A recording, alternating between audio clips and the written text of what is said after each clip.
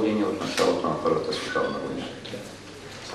На 1 октомври 1915 година, петък, българската армия преминава границата на Сърбия, пеейки една песен "Съюзници, разбойници", и тръгва да търси възмездие срещу тези, които са отнели плодовете на нейния труд по време на войната 12-13 година.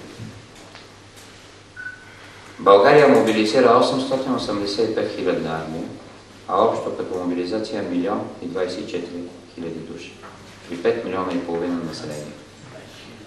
По време на тази война ние даваме 115 хиляди убити, 250 хиляди ранени. Сами може да си представите за какво военно усилие. Ранените са повечето осъкатени. Тоест, това е голямата война на България и лично на мен ми е обидно тогава, когато ние не се сещаме за това нещо или се сещаме по една или по друга политическа прищявка, за да се преклоним пред подвига на хората, които са били преди нас. В това отношение 23-ти пехотен Шипченски полк, трябва да знаем, че тук има и втори полк, 56-ти пехотен полк. Още през 1912 година, когато правят мобилизацията, те мобилизират само за 3 дни 11 000 души. През 1915 година тук се формират два полка. 56-ти пехотен полк и 23-ти пехотен полк. И двата полка са в 8-та пехотна Тунджанска дивизия. От разказите, които така добре пресъздаваха историята на полка, е пропуснато нещо. На 22 срещу 23 октомври с 2 щикови удара българската армия превзема сръбската столица Ниш. Превземат го 8-та пехотна Тунджанска и 9-та пехотна Плевенска дивизия. Командващия дивизията Тодор Митов, генерал Тодор Митов, който командва 8-та пехотна Тунджанска дивизия, казва, че за пръв път изпитва удовлетворението да води своите полкове в щурма на сръбската крепост.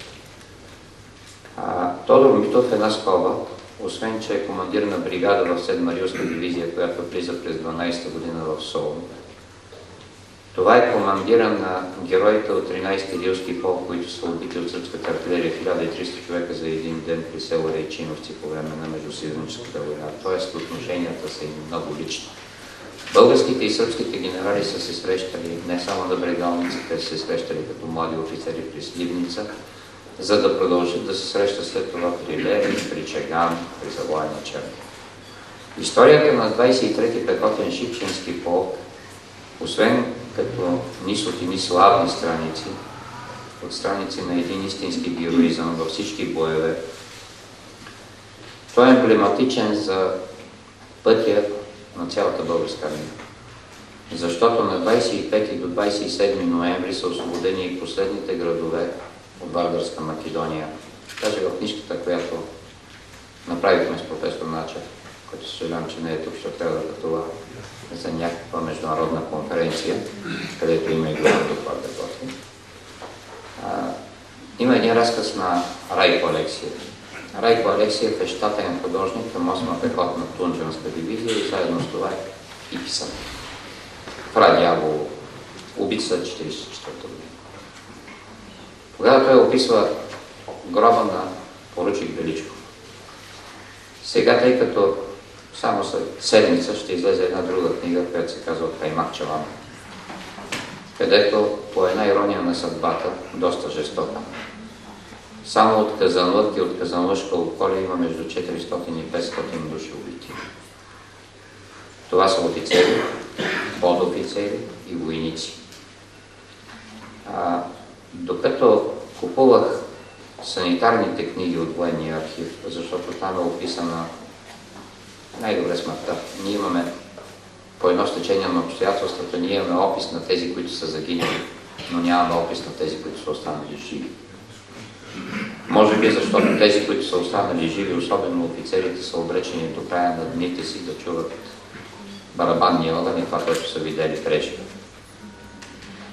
И там намерих документите на точно този поручик Величков от 8-ма пионерна дружина, който загива на Струга.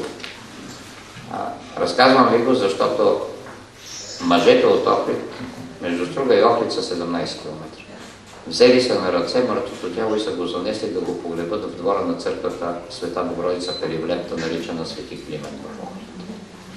Така се създава легендата, така се създава и историята. И веднага ви пращам пак на Каймакчалан. Ходих 17 пъти за една година на Каймакчалан. За първ път извадихме 3120 души, убити на позиция Рогачица, Попадия, кота 1944, Каймакчалан, кота 2368, кота 1881, което е общо 8 км, където са били 55, 56 и 11 Сливенски полк. Командира на картечната рота на Сливенския полк е от Казанлък. Дружинните командири са от Казанлък и от Стара Загора. Там е бил племенника на Вазов, Иван Кирилов Вазов, който после по едно нещастно стечение на обстоятелствата е бил министър на търговията в едно още по-нещастно правителство на Добри Божилов от септември до юни 1944 година, и който е разстрелян, глобен е 5 милиона лева и е конфискувано цялото му имущество. Нищо, че той е племенник на поета Иван Вазов, на генералите Вазов. Там е бил един от синовете на Райна княгиня, Владимир Дипчев. 3 кръста за храброст. 2 кръста са за Одрин, единият кръст е за Каймакчалан. На 8 октомври 1944 година тръгва на работа като директор на столична кинематография и повече никога не се прибира. Там е бил племенника на Хаджи Димитри. Майор Стефан Куртев, преподавател в школата на Дрангов в Скопие, после дружинен командир, само за 3 дни. Той е останал на Каймакчалан. Разказвам ви го, защото когато записвах старците от двете страни на Ниджи планина, от към Скочивия в Македония и от към Секина, което се казва Скопош, откъдето е роден Груевски,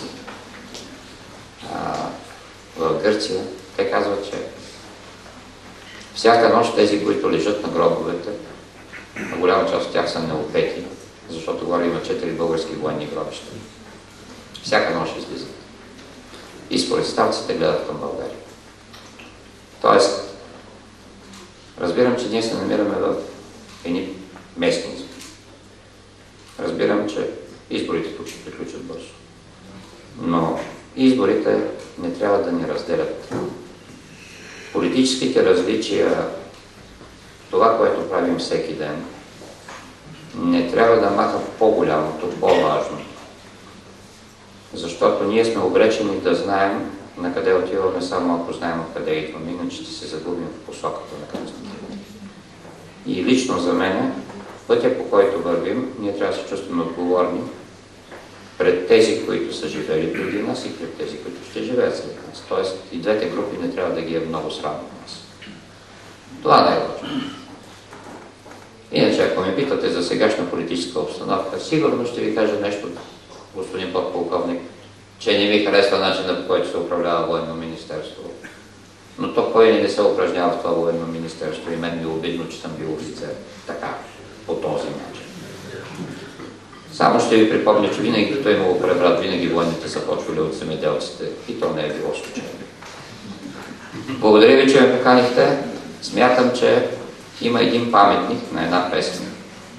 Песента на Роже де Лил, Марсилезата, с която е почнала френската революция. Освен, че сте долина на тракийски царе, тогава, когато във Франция имало индианци. Освен, че сте долина на розите, вие може да имате наистина един паметник на песен, и това е българската бойна песен, която събира всичко. Защото когато полковник Манев, който е командвал полка по време на Балканската война, има една картина на Морозов. Радвам се, че в инициативния комитет за този паметник влезе Соня Пенкова, директор на Националния исторически музей. Тя е там картината. Картината е от Петър Морозов и е масло платно, огромна картина, която се казва "Рапорт пред духа на Самуил". На центъра на старата българска столица Охрид, 23-ти пехотен полк, построен, слуша за пръв път "Велите нашия войник". Тя е написана там. Когато търсихме Каймакчалан, записахме една баба на 86 години от Царево, която изпя песента за един капитан от Сливен, останал завинаги на Каймакчалан. Същата песен ми изпяха в Битоля. Просто ние трябва да знаем откъде идваме, за да знаем на къде.